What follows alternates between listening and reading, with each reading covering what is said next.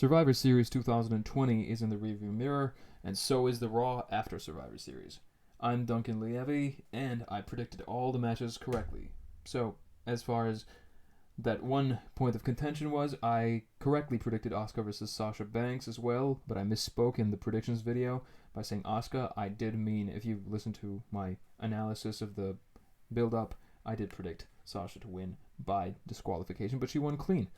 Anyway, the matches themselves, let's have a quick rundown of the results. The New Day lost to the Street Profits in a very good match. The men's 5 vs 5, Team Raw defeated Team SmackDown in a clean sweep.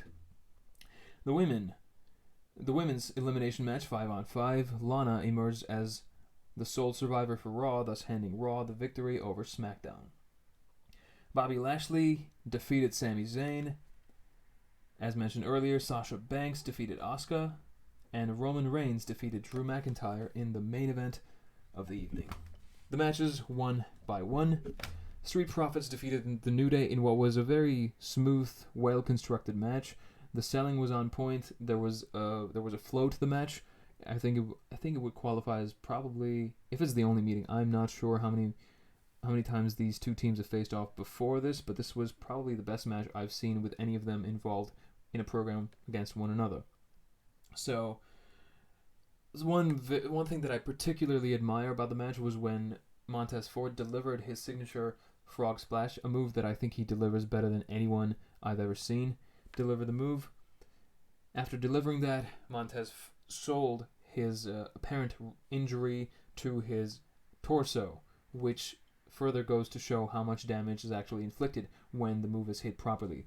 But the delay before the cover justifies the kick-out, which came right after. The selling was great, as I mentioned, but finally, in the end, the Street Profits won.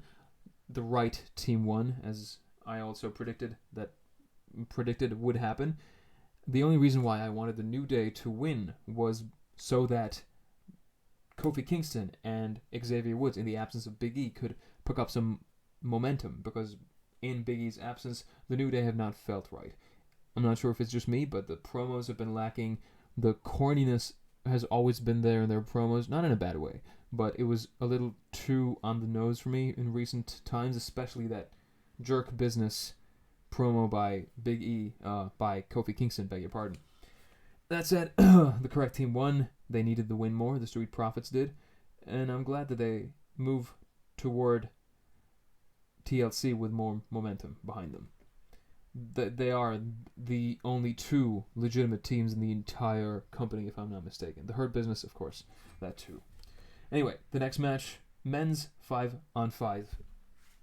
The clean sweep. I did not predict a clean sweep, but I did predict Raw to win, because anytime, if you look at some of the stories that the WWE likes to tell, is the teams that do not get along. There was dissension, and no one really wanted to work together, but at the big stage, everyone came together and they picked up the victory in convincing fashion.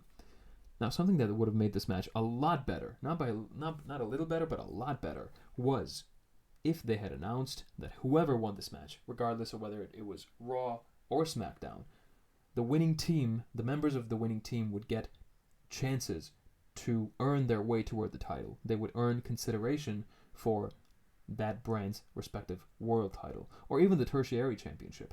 Doesn't matter. They should have said that, but they didn't, and that took away a significant aspect of something being at stake in the match. On Raw, which is also concluded, all the members of the winning Raw team opened the show, and Adam Pearce said that all of them deserve some kind of reward. Why was this not made clear in the build-up to the show? Missed opportunity. Mammoth missed opportunity. As for the match itself, slightly clunky at places. Braun Strowman continues to be a thorn in my side whenever I see him, because I see a man who is very athletic for his age, can talk if you give him the right lines, and if you don't force him to be a cartoon monster. But they just wouldn't let him be himself. Or maybe he is this guy, and he loves to portray the character the way he does, but it's so infuriating because the talent is there for him to be taken seriously. I just can't. I cringe every time he talks because he keeps talking in that cartoonish, I am the monster, and get these hands. And on Raw, this was even more on display, where he got very angry at a phrase that Adam Pearce uttered, and he said when he was asking all the members of the winning team to state their case for a potential shot at the championship, he last introduced Braun Strowman, and very normally, without sarcastic undertones to his voice, anything, none of that. He said, last but not least, Braun Strowman, and Braun Strowman blew a gasket and completely obliterated Adam Pearce with his very fierce tone of voice and angry mannerisms, and then he finished off by headbutting Adam Pearce. That was completely out of left field. But anyway, Braun Strowman needs to be a little less cartoony, a lot less gimmicky. Because I see a lot of potential, but it's just so annoying. Anyway, the match itself. I'm gonna go back to this, but it was a run-of-the-mill Survivor Series match. The Raw team won. AJ Styles got a good share of the action, and Keith Lee rightfully got the most important elimination, getting his team the win. All of the members pick up an elimination each, which is a very balanced, clean sweep. With that said, let's move on to the next match, women's 5-on-5. This match was significantly better than the men's match. A lot better. The finishing sequence notwithstanding, of course. Lana being the one to get Raw the victory by doing nothing, just standing outside like a little girl whose favorite teddy bear has been snatched away from her, crying the whole time. She won after the other two remaining competitors in the match were counted out, resulting in her getting the sole survivor title and Raw, thus, as a consequence, getting the win over SmackDown. What a stupid finish. But points to be noted, good points, the high points of this match. Peyton Royce got a significant amount of screen time, and she scored a massive elimination on Bayley. That was not given enough time to breathe, because soon after, Peyton Royce was was eliminated as well. Bayley herself was very unfortunate, because she was gonna jump off the top rope and onto the ringside area, and she had a crowd of every woman involved in the match except for Lana, who was crying at the corner. And Bayley, instead of being supported and her fall being stopped by these women, had the lovely fortune of falling directly on the concrete with a loud thud. So that was uncomfortable to watch and very, very unfortunate. But anyway, she seemed fine, and thankfully no one got injured. I just don't see why the WWE insists on forcing their competitors, I'm assuming, to take these extremely high-risk bumps. It just doesn't make any sense to me. Either way, Natalya was also part of this match. Natalya. A very trustworthy worker, a ring general in every sense of the word, but so cringy with her promos, and there's a ceiling to her character. I don't think she can be salvaged now. I don't see her ever winning the Raw Women's title or the SmackDown Women's title. I hope I'm wrong. I really hope I'm wrong. I hope they can have a extreme gimmick change, and it's nothing on the lines of social media or TikTok. Let her just be the amazing ring worker she is. Even get her a mouthpiece so she can be taken as a serious threat. Because I'm even thinking Bianca Belair versus Natalya would be a great match if you give it the right build. So these things are possible if you build up to it. He says everyone's a joke. The serious undertones are missing from almost every character, and it's a damn shame. Anyway, something that infuriated me as well in this match, notwithstanding its amazing quality, was when Shayna Baszler had the Karafuda clutch locked in to Bianca Belair. She held on even though Belair touched the ropes, which means that the referee would start the 5 count. For some ungodly reason, Shayna Baszler did not let go of the hold even at the 5 count, and as a result, she was disqualified. She was eliminated from the match. But why? She was made to look stupid, not weak, which is good, but she was made to look stupid. I guess it's better than her getting actually eliminated by pinfall or submission herself, but she was made to look stupid, and then Bianca Belair and Nia Jax fought each other off, and they were at ringside, but the referee counted both of them out, which led to the finish, which was Lana being the sole survivor. The match had good quality, better than the men's match, as I mentioned, and it was what it was. If you just look at the elimination order and everything, this match looks like a complete joke. But the match was good, actually. And it positioned Bianca Belair as a very credible competitor. So I hope that is not ruined anytime soon. Then we move on to the next match, which is Bobby Lashley versus Sami Zayn. It went exactly how everyone would have predicted. Sami Zayn is essentially squashed by Bobby Lashley and made to tap out after the Hurt Lock is used. I love how seriously Bobby Lashley is being booked. What happened on Raw notwithstanding. What happened on Raw was Keith Lee and Bobby Lashley had a match which was a qualifier for a triple threat number one contendership match, which will be held next week. In that match, you have two people who shouldn't be losing clean. So what do? You have MVP hit Keith Lee, thus handing Keith Lee the disqualification victory. But Bobby Lashley was not handled properly in that match.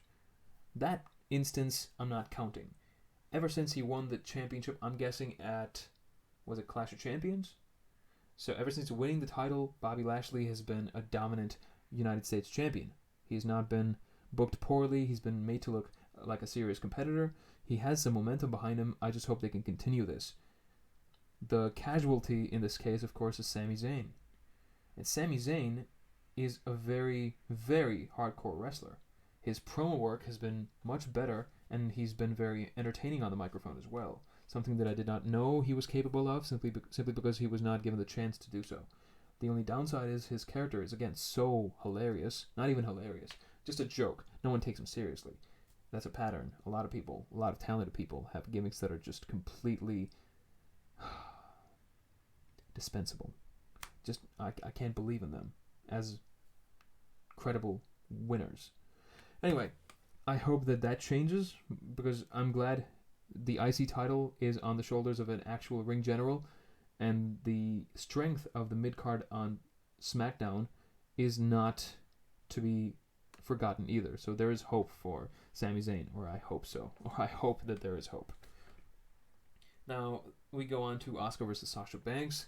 Sasha Banks has never beaten Asuka clean in the ring as a result of a pinfall before last night. But she did on this occasion after a back and forth decent match between the two. Not the best that they've had, but it was a rinse and repeat of a lot of their previous encounters. Nothing wrong with it. It was a good match. It was the match of the night before the main event. Nothing new. That's essentially how I could describe this match. It just showed that the company is very much behind Sasha Banks. I predicted that Banks would win after this interference from Carmella, but that did not happen. It was a clean victory for Sasha, as clean as it gets, without a decisive pinfall. It was a backslide win, a roll-up win, sorry. And that's fine. Sasha Banks picks up some momentum going forward, and I'm excited to see who her next challenger is. Presumably Carmella. I'm hoping Bianca Belair, who also stakes a claim to that title because of her role in Survivor Series, being the last one remaining. A lot of good things to look forward in the future in the SmackDown Women's Division.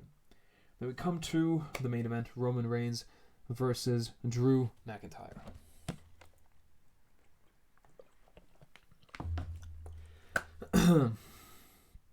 There's a video on this channel in which I'm essentially cutting a promo from the perspective of Drew McIntyre challenging Roman Reigns to a match at WrestleMania after Survivor Series, after what has happened at Survivor Series. So go check that out, because that is essentially something that is a real possibility after this match. This match can be read from two perspectives, in two parts. The first part of this match is a very good example of why some big men matches do not work. Slow, clunky, the chemistry is not really there.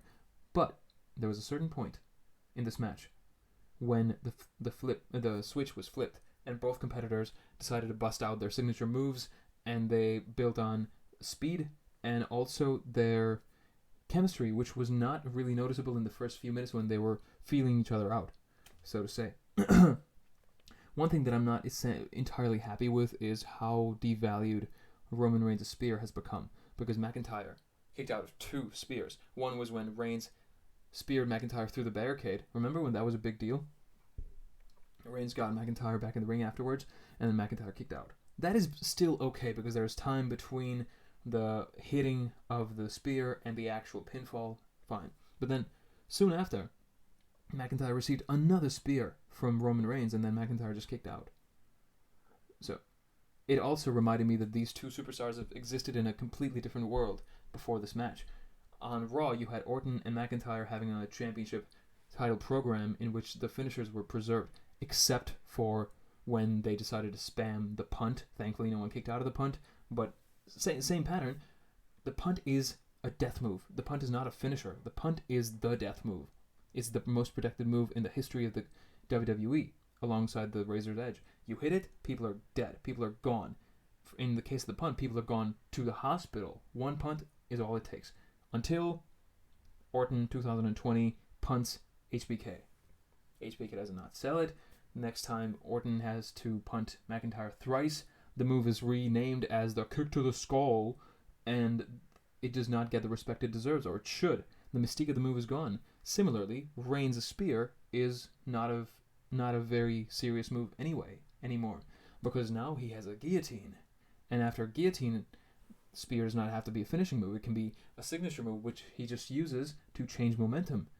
And the ooh-ah is soon going to dissipate, because everyone is going to pick up on the fact that the Claymore is the more protected move, so if McIntyre hits it, that means lights out. I value the End of Days. I know I'm digressing a little bit, but I'm going to continue with it. The End of Days is a very good finisher because it's a finisher. No one has kicked out of it on the main roster. I believe so. I'm not entirely sure, but I'm pretty sure. That's one of the things I enjoy about Baron Corbin, aside from him being a reliable worker in the ring. His go-away heat is still there, and he's not being used as a serious competitor for anything. Another continuation of the pattern of non-serious characters being booked as losers.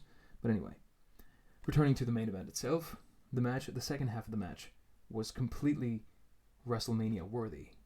Another term that the WWE commentators are repeating without shame. And they should have some shame, because when something is WrestleMania worthy, you will get to feel it automatically. You don't have to shout it from the rooftops or the announcer's desk. It just shouldn't happen. But Reigns tried to put McIntyre through the announcer's table twice. The second time he succeeded. McIntyre had a very believable near fall when he connected with a future shock DDT, and Reigns kicked out at the last possible moment. Then McIntyre received the two spears that I already mentioned, and then kicked out. Finally, McIntyre got the chance to hit the Claymore. He connected. Reigns, while falling backwards, hit the referee. Referee's down, which leads us to the finishing sequence of the match. Jey Uso, after having been subjected to the shame of being on the losing side of the men's 5 vs 5 match, was told by Roman Reigns, Jey Uso was told by Roman Reigns to leave the arena. He wants no losers. But Jey Uso did not leave the arena. He walked out when the referee was down. He super kicked Drew McIntyre. Roman Reigns, being the quintessential heel in the company, nailed Drew McIntyre in the balls and then locked in the guillotine. After which, Drew McIntyre passed out. A new official entered the ring and called the match in Roman Reigns' favor. Great opportunity to have Drew McIntyre versus Roman Reigns again, because this match showed that they have actual real chemistry after the dead rubber of a match that they had 2 years ago in 2018 at WrestleMania. This rivalry is very, very one-sided in Roman Reigns' favor, and that has a chance to be turned at WrestleMania, because this match showed that they have actual chemistry. If given the right time, they can deliver on every promise that they made in the build-up to this match, which was very short. Last-minute change and all that. Actually, I do want to have a quick word on the build-up to the Survivor Series main event and the changes last minute.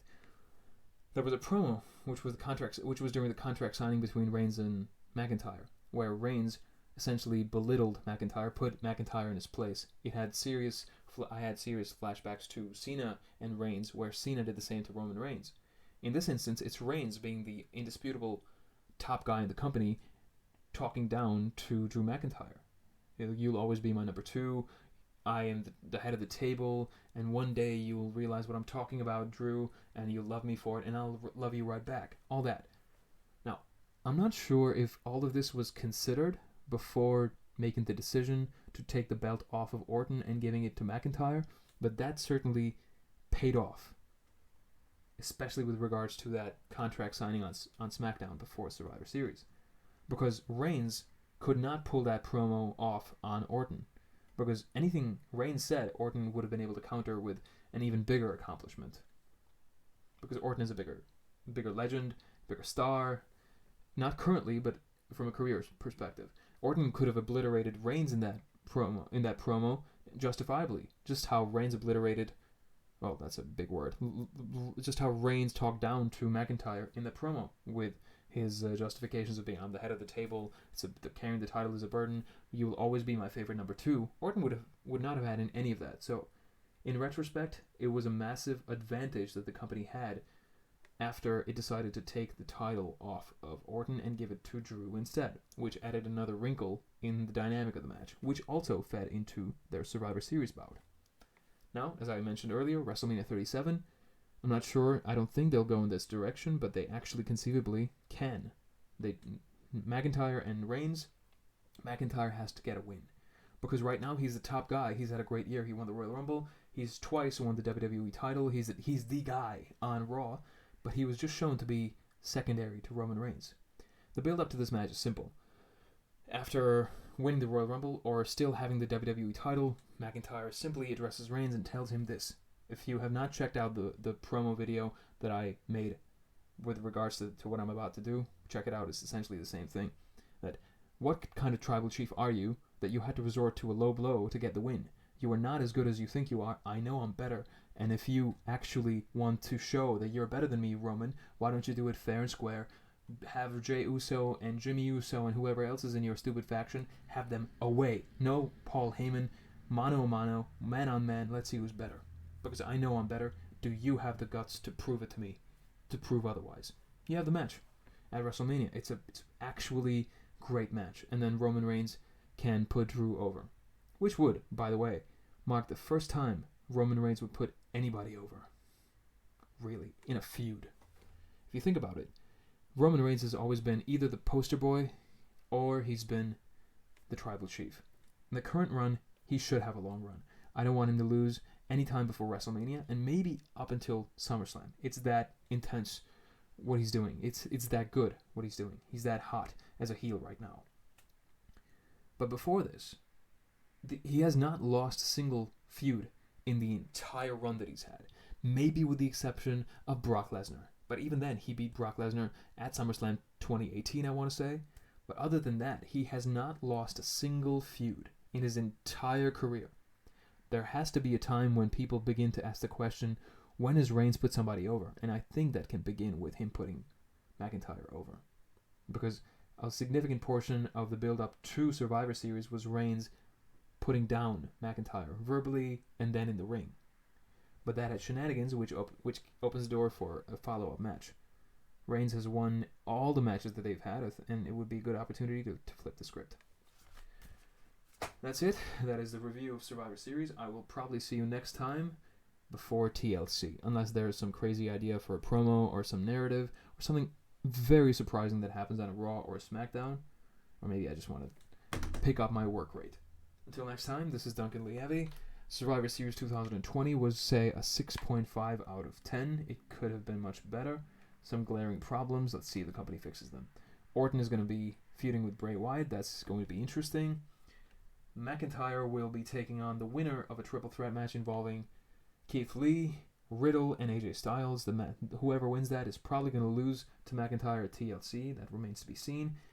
Roman Reigns presumably will have some unfinished business with Daniel Bryan on the blue brand. Exciting possibilities in the near future. I shall see you next time to discuss them. Thank you for watching.